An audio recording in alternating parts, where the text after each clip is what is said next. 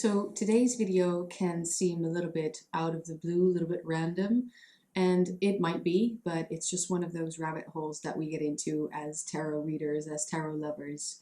And so today I want to dedicate this entire video to the Four of Wands.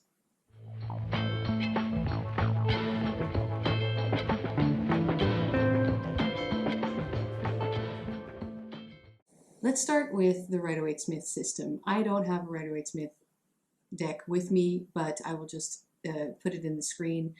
The Four of Wands is typically seen in the Rider-Waite-Smith depiction as a celebration or even a wedding. And then we can take a look at the Thoth, which is, of course, here we have the title completion, and we'll get into that more. And I see this definitely as a wheel, right? With the Four Wands, they might look like 8 wands, but it's actually just 4 right here. They make a wheel together. And so that to me brings me to the idea of cycles. And actually those cycles, and in the Rider-Waite-Smith with those 4 poles, that's what they look like, right? With the beautiful flowery garlands in between hanging there. It brings me to the idea of milestone, and this is also wordplay, because in Dutch, milestone, we don't say stone, we say mijlpool, mijlpaal. So that I see in the whole idea of the 4 and the whole idea of the wands, and this idea of also, it is a wedding, right? It is a celebration. This looks like a wheel. It brings us to cycles. That I think makes sense with that whole milestone idea. So all life goes in cycles, and that is what we see there. Then looking at the 4 in my Marseille deck, this is the Triomphile, the Luna Paradoxical. The 4 is the stability, right? Because in the Marseille we kind of do this, we can dissect it into this sum or summation, right? As in, we look at the number, we look at the suit, and then we kind of add those that information together along with what we see on the card. Because of course this is, I think, the most abstract depiction of, yeah, all of these cards. So we look at the number 4, that is stability. And then we look at fire, and I see that as creative power. So creativity is a big part of the element of fire, because why fire? That's the wands, right? Wands are fire, or at least that's how I like to read them. And the fire is that passion, that action, that doing, going outwards into the world, manifesting, doing what you want, and getting things done. And but most of all, I really do see that inspiration, that creativity. And so it's not necessarily creativity as in painting or dancing or, you know, like a creative profession, but it's really, I see anyone can be creative, has that ability to be creative, to use creativity in their own daily life, no matter what they're doing. Because after all, with every decision we make, we create our own lives. And that is also, I think, helpful to read the 4 of Wands, or read the Wands suit. Anyway, it's that, yes, it's about creation or creativity, but it's about creating your own life. So with all of that information, because these are the 3 main systems I work with, right? With Rider-Waite-Smith, Thoth, and Marseille. I think with all of this information, therefore, it's not just a celebration, I know that, you know, most readers know this, but it's just one of those keywords that come to mind, yeah, really quickly using the Rider-Waite-Smith system, which I also love. But I think the emphasis of the 4 of Wands could be put more on the fact that it's actually the start of a new chapter. Since this stable ground that we have just reached in the 4 of Wands card. allows for more secure, active growth. And growth, you think that's about the 3, right? 3 is growth, yes, but 4 is, well, that's stability. And I'm gonna just ramble a little bit using my notes. I have some keywords right here.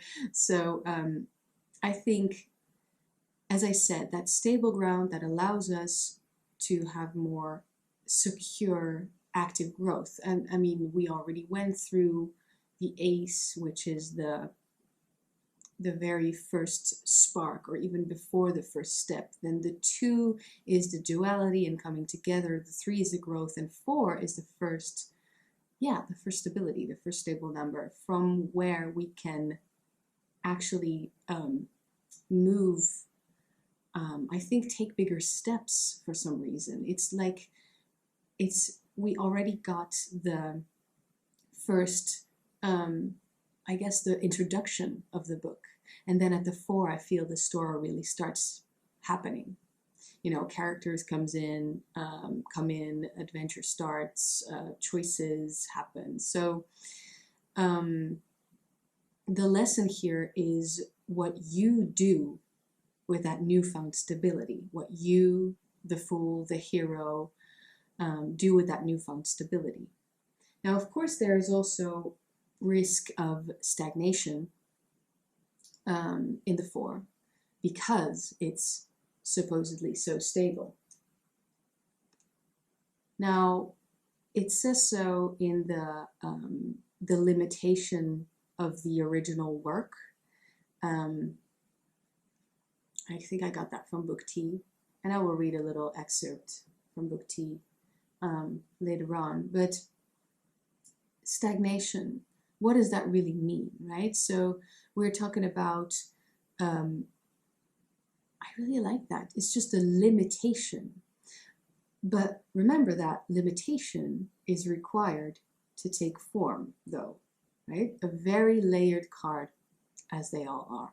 So do you get that? It's stagnation at the same time that has the potential to start something new, to go to the next step, because this is after a certain type of completion.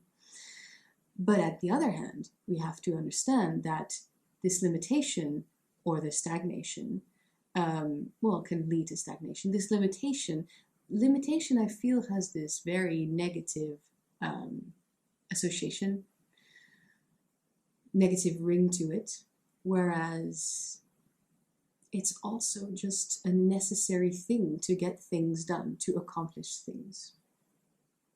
But actually, if we keep following the element of fire and that passion, this card in the tarot, I like to see it, especially in the Marseille, as an artist's dream. So imagine having enough of a stable ground that from there on you can do anything you like. That, I feel, is the true celebration. That coming together of 2 searching souls, you could say, or aspects of oneself. Think of it like this as well. It's not just 4, it's 2 and 2 coming together. And that is how the cross is made. That is how they cross. They come across one another. So because this is such a stable moment in the process, the progress of the Suit of Wands, I see that, you know, just do the sum. It's like stability plus fire plus creativity. You could see it as an idea of the artist's dream. So I see that moment of understanding that from here on in, you have the ability, you have the freedom, you have the opportunity and the chance to do anything that you like, that you want to accomplish. And that is in fact part of that true celebration. So from here on in, you have the ability to start something greater than yourself, to start doing something greater than yourself. So yeah, here we have the Triomphia. I was already holding it. Triomphia, I also like that in this deck, the wands look like paintbrushes, and they have these beautiful curls or swirls in the 4 of Wands. And I feel that that's like a personal touch of the creator, of the artist, or the creator of their own life choices, right? It's like adding beauty, adding your own personal touch, adding beauty because you can. Now, going back to the Thoth, the Lord of Perfected Work is its esoteric title from Book T. And in Thoth, the card is called Completion, which I like. So let's read a little bit from Book T. The Four of Wands. Perfection or completion of a thing built up with trouble and labor. Rest after labor. Subtlety, cleverness, beauty, mirth, success in completion. Reasoning faculty, conclusions drawn from previous knowledge. Unreadiness, unreliable and unsteady through over-anxiety and hurriedness of action. Graceful in manner, at times insincere, etc. So that's just a little excerpt, but what I get out of this is that there's also this aspect of rest. And rest, I think, can be interpreted in different ways, but it reminded me of how often I read the Emperor, which is, of course, it corresponds to the Four of Wands, to all the fours, because this is Major Arcana number 4. There can be calm strength. And that is the real power that naturally receives respect from his pupils. So going back to this curly, swirly Four of Wands, let's check, right? Because here we have the 3. It's kind of spiky with teeth. And here the 5, because in Marseille especially it's good to see, to observe the cards in sequence. I'm also talking about that in a video that I will link. And here with the 5, especially in this deck, they definitely look like claws. But here in the 4, in between the 3 and the 5, it's very curved. So I want to give to you this little Marseille detail because it's a crazy Marseille tarot lady thing here, but I think you'll appreciate it. In the middle of the 4 crossed wands, there's an opening which is shaped like a diamond, just like in the playing card diamond. And the diamonds, they correspond to the suit of coins in the tarot, or discs in Thoth, or pentacles in Rider-Waite-Smith. And that is element of earth. And it's the first Wands card where that happens, where there is that opening, which is shaped like this. And so that earth, even though the Emperor, I know, is an earth, but it brings that kind of a grounded, calm rest, calm power, which I thought makes sense. So in the 4, I feel this creative energy kind of grounds itself and settles itself back in to form a kind of strength that would be harder to knock down than in the Ace, the 2, the 3 of any suit. The 3 of Wands, I can see a little bit of a crazy, wild creativity that is full of possibility. I also like that in this deck we get a little, it looks like a drop into a flesh-eating plant, which is of course then the mouth. So it could be a little drop of acid to allow for the creativity, the unknown, the adventures to start up, to start doing something. It's just, yeah, the full of possibility thing. And then 5 again is the next step. Now, the 5, it's a hard one in the cycle. It's always a hard one in the cycle. It's a hard moment, since we need to, I feel, crank up the gear a bit after taking a moment in the 4 to assess our success, really. I often refer to the Five of Wands as a punch in the face because I feel that it wakes us up, meaning the work is not nearly done yet. Now, when I do a deep dive into one card like this, I also usually check the astrological correspondences, and since I started using Thoth, really. And here we see on top we have the Venus symbol, and down here the Aries symbol. So it's Venus in Aries. And Venus is, of course, the Empress. Yeah. And Aries is the Emperor. So check them out together. They're looking at one another. And here we are, also looking at the Rider-Waite-Smith card, the married couple. The Empress and the Emperor, Venus in Aries. So the celebration in the Rider-Waite-Smith Four of Wands, I assume most of you saw that in the card, is a marriage, is a wedding. Also, in the Empress card of the Thoth, we have doves, and in the Emperor card, we have rams, of course, for Aries. Check this out. So in every wand, we have the doves for the Empress and the rams for the Emperor. And then, even in the coloration,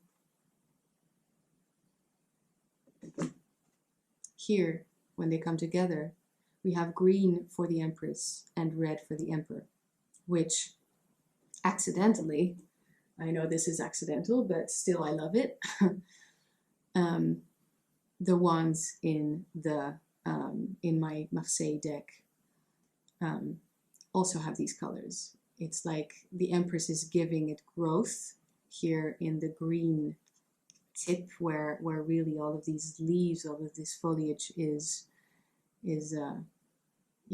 growing, and the Emperor in the tips of the paintbrushes or the branches is using its active power to manifest. Yeah, I also wanted to show you this.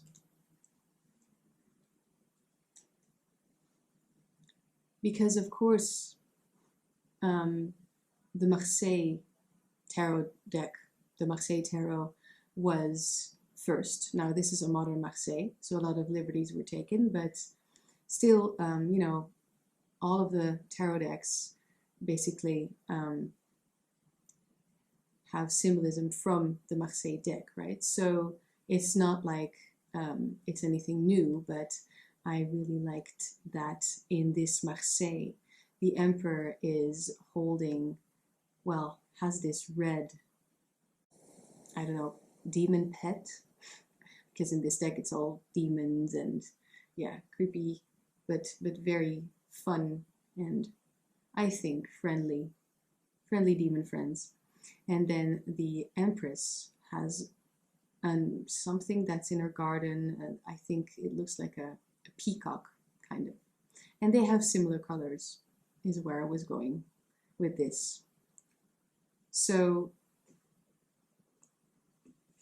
you can kind of see that here. I kind of see the similarity in the animals that are there, and also here. And of course we can take a look at the Rider-Waite-Smith cards as well, which I will put in the screen. I think I can keep going into this rabbit hole. I have willingly started digging here, but I will stop the video here and ask you to share in the comments how you'd like to read the Four of Wands and why. So please let me know if any of these things that I've said, you know, basically combining these three major systems, my main decks, if that was new information for you, if you have a new view on the cards, but then also, of course, yeah, just I'd like for you to share how you typically read the Four of Wands especially. But you know, feel free to throw in the Emperor and the Empress as well and all that stuff. So thanks so much. I will see you all in the next one.